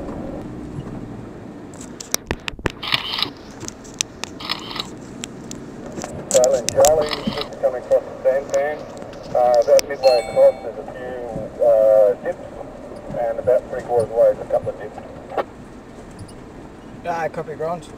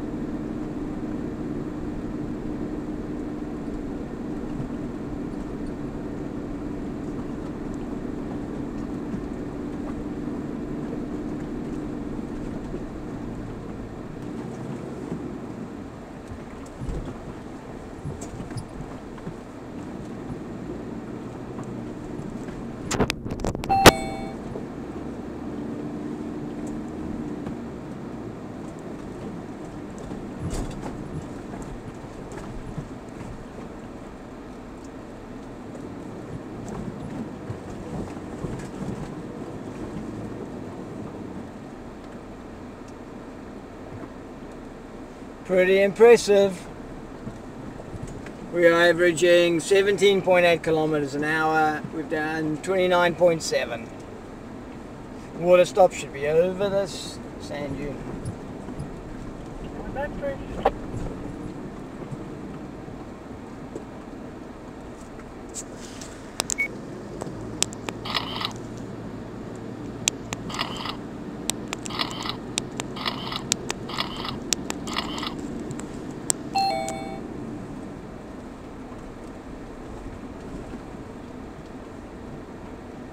Hey, wow, boys. What did you drive up that last hill in?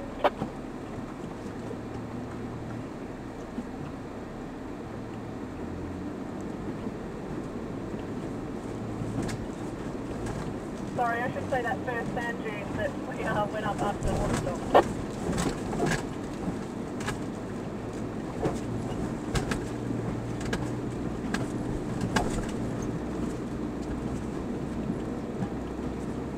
Just going to wait for Bronny to get over this hill and then I'll give you a tug.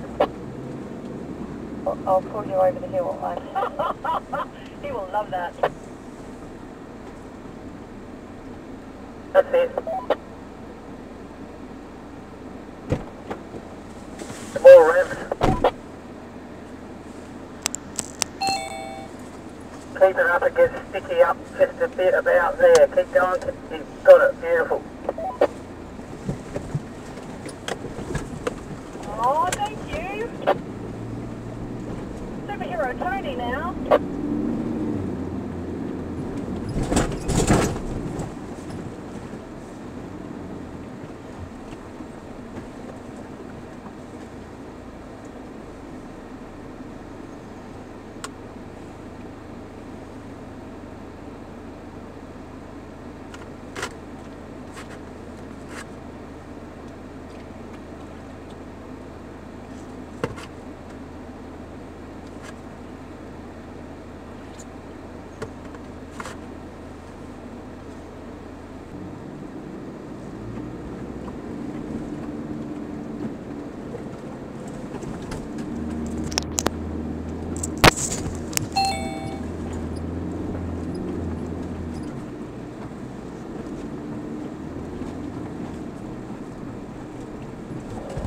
Meeting through on water stop 2.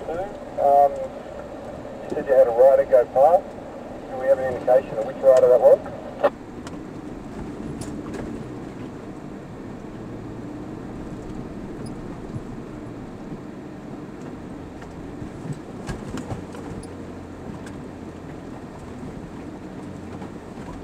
Great job, Jen.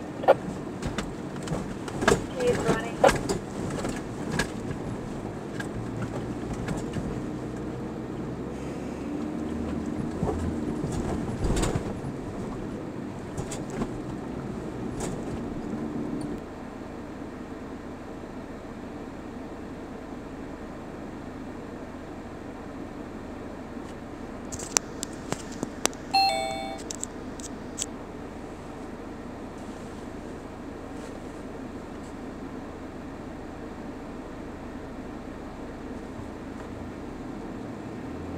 Flag down again. Just stopping.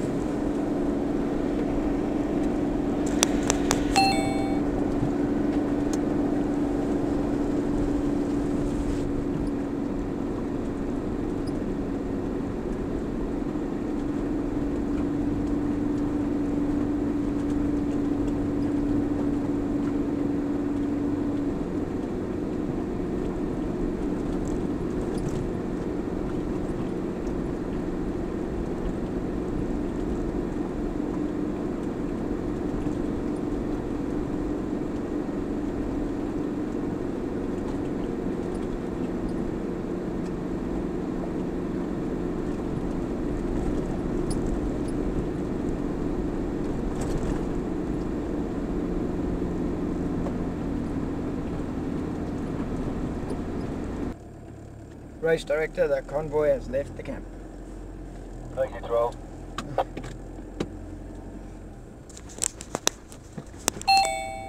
All riders, weighing in will begin immediately at the Amarok by the main track out. Thank you.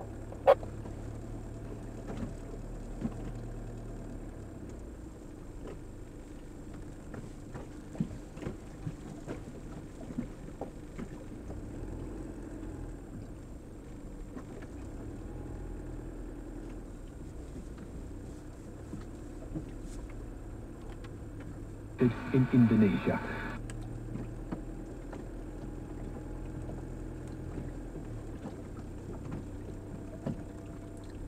Police are investigating a jailhouse attack at a Victorian maximum security prison. Bowen Prison has been in lockdown since 4 yesterday afternoon following a...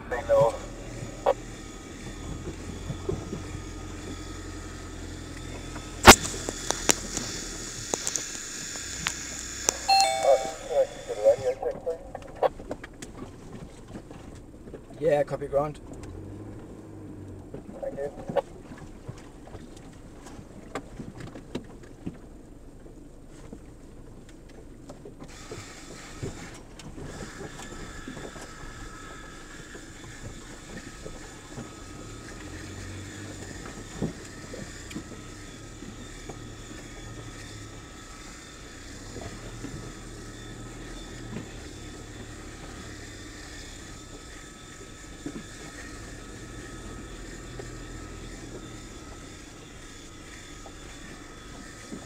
Okay, riders, any more weigh-ins? We've only had a few so far.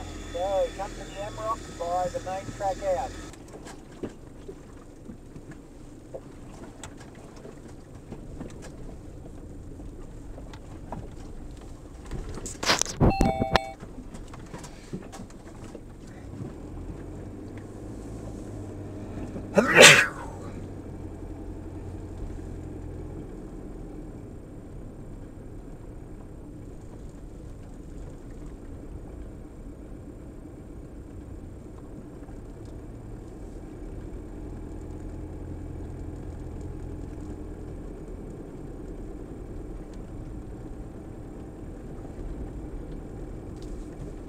Just pausing for a quick photo.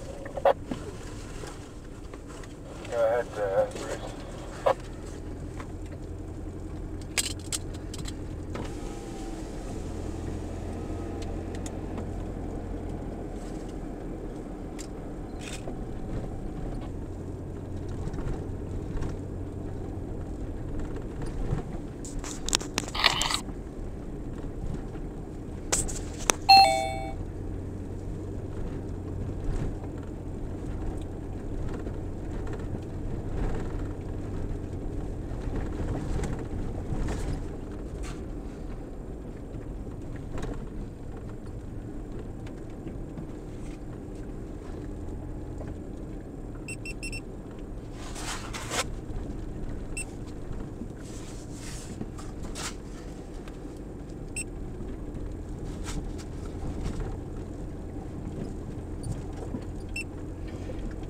Hey, good morning from Popple Corner.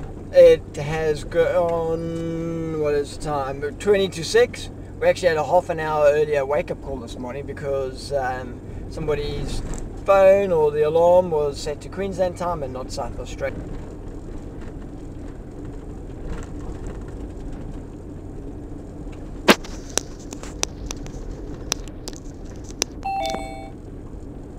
Hey Doug, Ruth and Neil, good morning. It is 5:45 on the 2nd of October and I'm driving north across the pans that Neil, you and I struggled through. I'm amazed by looking at the track now how good it is and how solid it feels, you know, cruising again at 45 kilometers an hour or plus minus. And I now wonder in hindsight whether it would have been better for us to stick to this part of the track rather than taking the alternative line. But I guess, you know, when you're there in the moment, you never have the ability to make alternative decisions because it doesn't look as good. Anyway, thinking of you guys, wish you guys a totally different trip.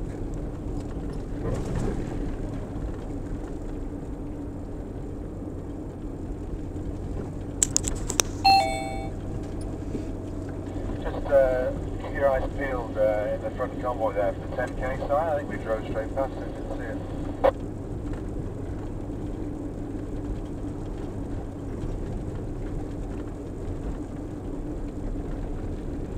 It may well be on the higher track on the left.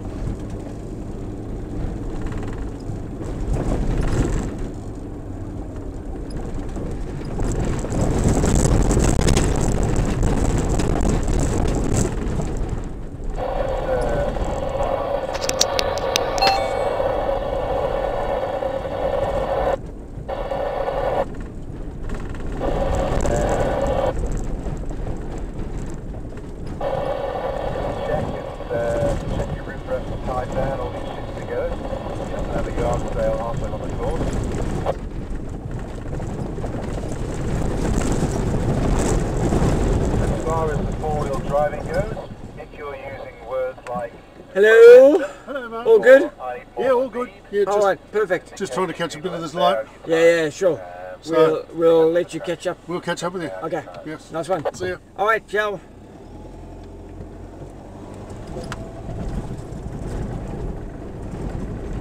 The QAA Line is big swale.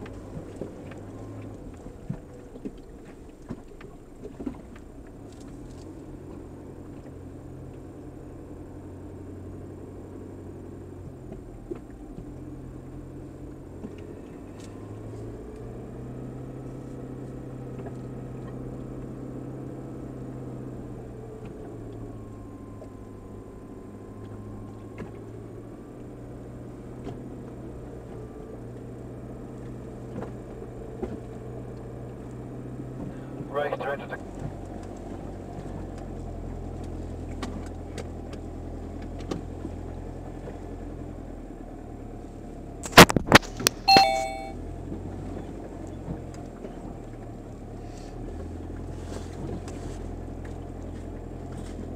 Are you on the swell yet, Cotswold?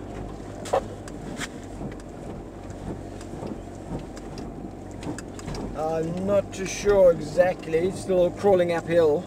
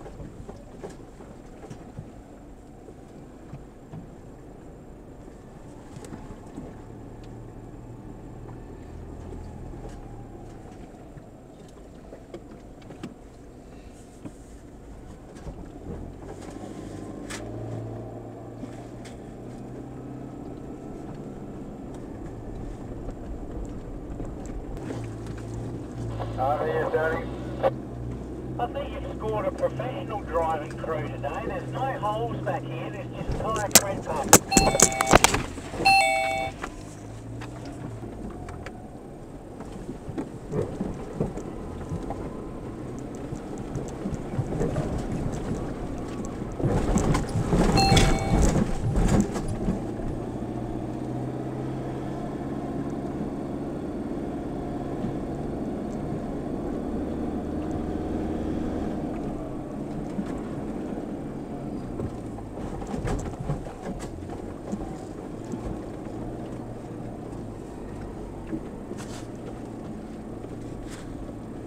Same deal again.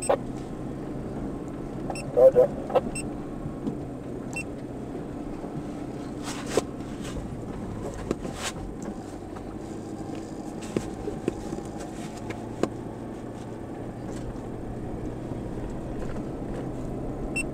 Morning report, it is gone 7:30 and it's 25 degrees.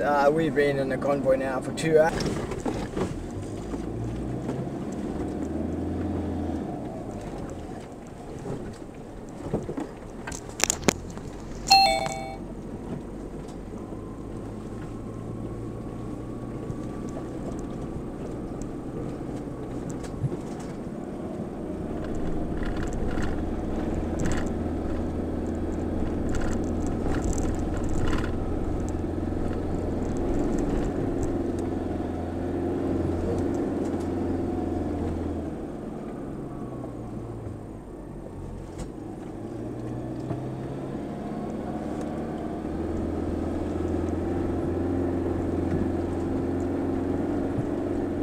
Martin, we've got a Land Rover coming backwards.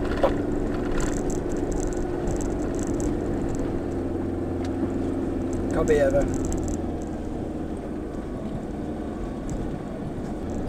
Yeah, copy that. I'm still picking up all traffic.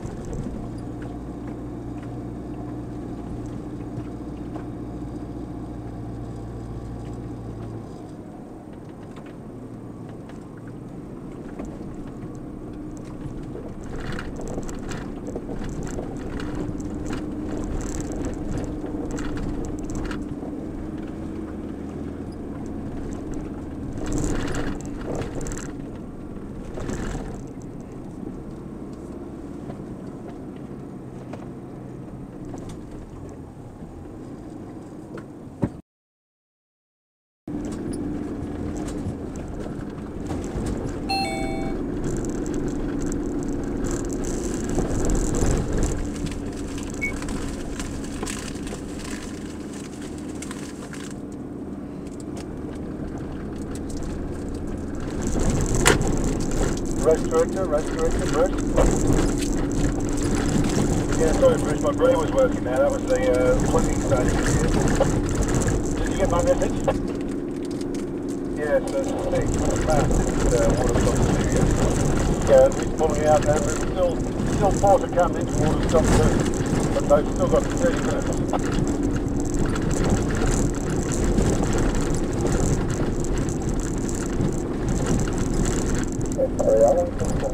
What a balance there. Was that your brain working? I'm sorry, I didn't get the last message. Say again. Been saying now we want money broken down over the next year.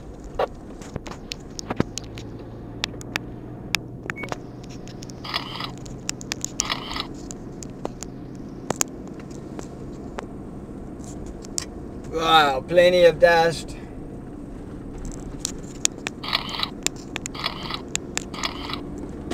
That Foxy Kangaroo flight, Bruce, makes a bit of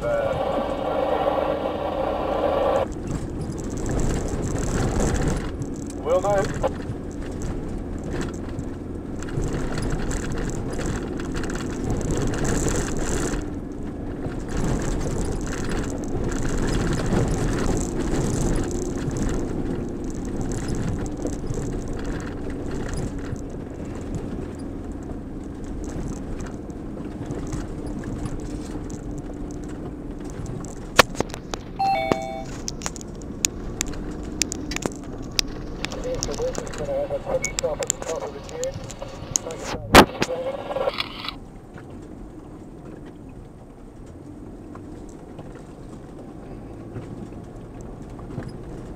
Thanks for letting me pass, guys. You're welcome. Enjoy your riding.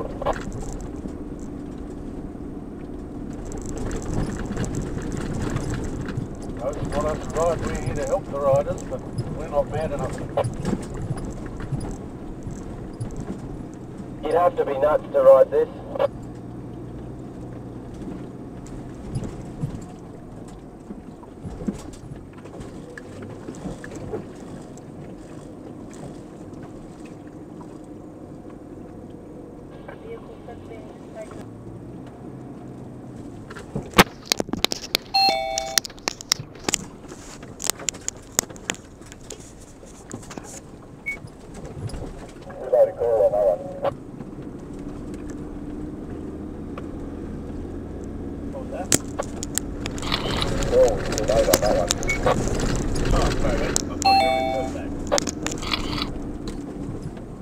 Close enough to read the stickers on the back of your car. Does that look good? Does that say nice things? Yeah, they show up quite nicely. Oh, that's good then.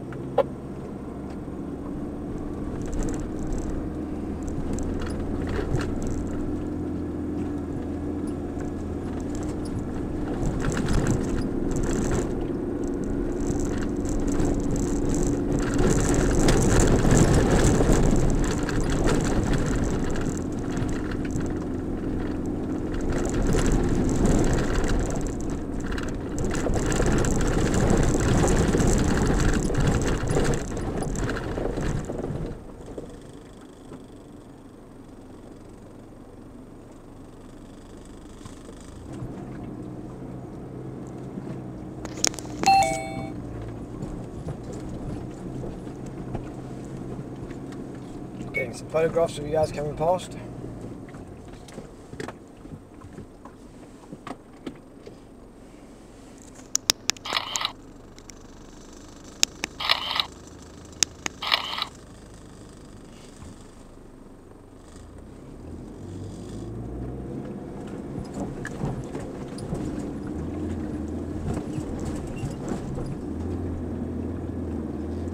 We're going to stop at the top to do some filming.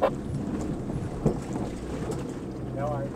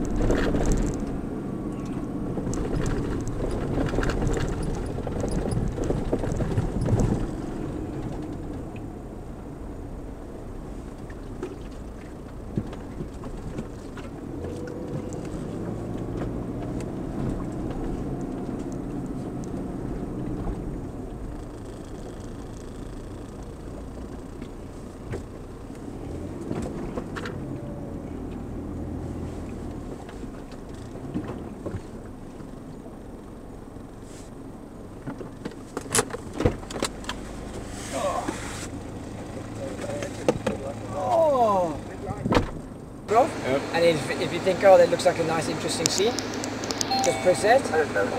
Emergency insufficient memory. I'll just help you. Well, you filled it up already. I have. Too much fun, huh? Too much fun, yeah. That's right. I brought my camera. Front convoy rolling out. See how they go. To all those guys, on 100%, think it is, do like rondos. Take a piss. You know it makes sense. You finished, Ben. Ride like a legend. Yeah, best of luck, Ben. Go for it. And Frank, come on, you know it makes sense. I think Frank to dig deep. He was. When I walked up to him after when we came in. Charlie. 12, Martin, along with the able year and the Great Dane.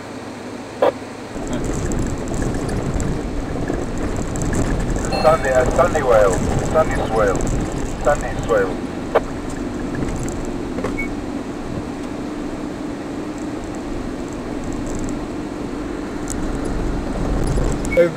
Being automatic, it's a bit of a cheat, right? So it's Fucking hell. yeah, these things once you stop pitching like this. You sort of go into the next one, don't you? Just a,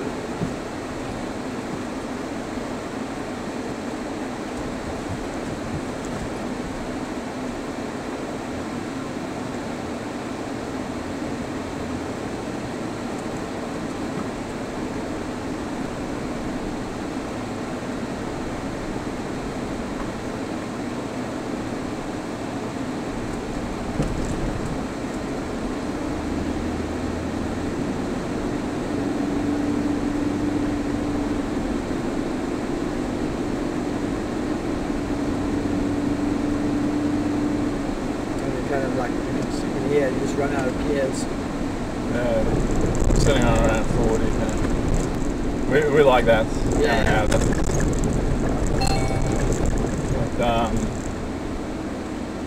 Yeah, so it's a matter of look at this. Yeah. Breeze, and when I was riding, it was just turning around like a. And To the left there's a little bit less bouncy anyway. and I was saying to some of the guys, I couldn't see their tyre tracks. Guys behind Tony, from watching the other guys, this looks like a 30 era. Yeah, it was all blown out, filled up again. It was like, oh, I'm on the right track here. Yeah, when you lose it like that. The first marker, we're going to pick that up? Yep. No, we don't pick up. We're in the front convoy. Of we course, just yeah. radio ahead, Yeah. but I lost my aerial, so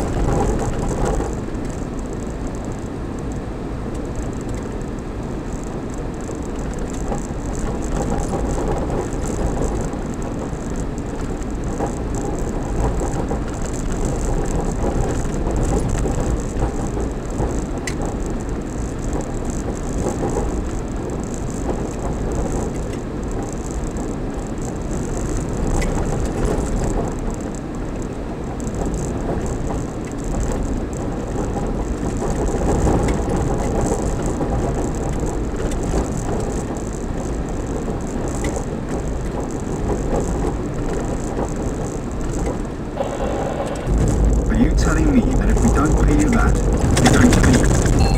He sounded stern. I'd had enough of it. Yes. Quite simply yes. It doesn't have to be personal, Dave. You know what I'm looking for.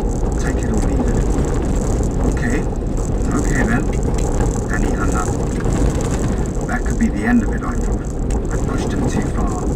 Maybe I'd overestimated my value. Still, other teams thought I was worth it. In my message to Dave, I'd said he had 48 hours to decide, because at that point I was signing a piece of paper, either their piece of paper or somebody else's. Throughout those days in Madrid, Noz was great, a calming influence. I didn't know why Dave had stopped negotiating through Alex, but by dealing directly with me, he made it my issue. I'd never been in this situation, and had no experience of negotiating a contract. I was playing for very high stakes. What was clear, however, was that teams were prepared to pay a lot of money about my hopes for the coming season, and how I believed I could do well in the Tour de France. After that first day, we wanted to see each other again, and pretty soon. For the following 2 months, we were close to inseparable. I'd stay at her house, and she'd stay at the new house in Parkhurst. It helped that Michelle knew cycling. She had cycled with an amateur club in Johannesburg and even did a few stints as a team manager for some of the small local teams. She could have come in handy in Salzburg in 2007. Michelle ended up travelling to a lot of races and taking a camera with her. Her photos soon caught the eye of the local cycling publications, and in the end she enjoyed taking photographs more than riding races. Understandable. The new house was unfurnished, but fortunately for me, Michelle had decided to take December off before starting with Investec in January. Cutlery, crockery, cooker, washing machine, curtains, furniture and light fitting all became her responsibility. I thought electric shutters on the